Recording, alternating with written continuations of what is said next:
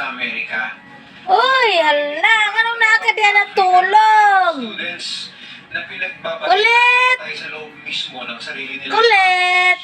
Habang mapayapang Kulit! nagpupunta, dalawang liham agad ang kanyang Kulit!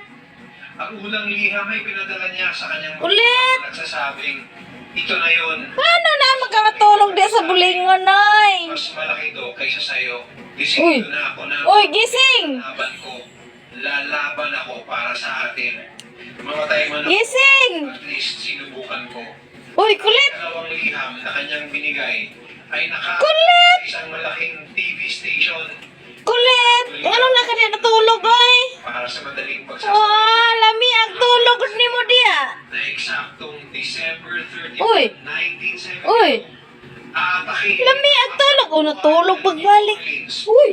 Uy! Uy! o NOPD sa Ano lagi nakakadiyan na tulog sa labahan? na walang habas na pinagbabalik ng mga police officers noon sa Uy! pagprotesta at pagsabit nga ng 10:55 Ano na makakadiyan na tulog? December 31, Ha? dalawang police officers ng NOPD ang naging Ano nakakadiyan na tulog? mahabang listahan ng mga biktima ng Lami ang tulog na mo diya, oy. Tapos umiska po sa I-10 Expressway.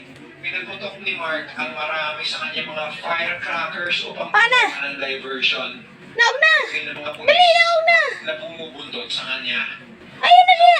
Ang balhibo ni mo, kuha na diha, mabilin. Dali. Surrender si Mark ng mga otoridad. Pagdali! Naog! Tapos lamang ang halos isang linggo ng Uy! pagkakago.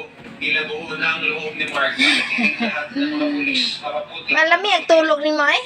at lingid sa kanyang kaalaman. Ah, hiwit pa. Ang kahasan niyang ito ang magdudulot sa kanya ng lalong kapahamakan.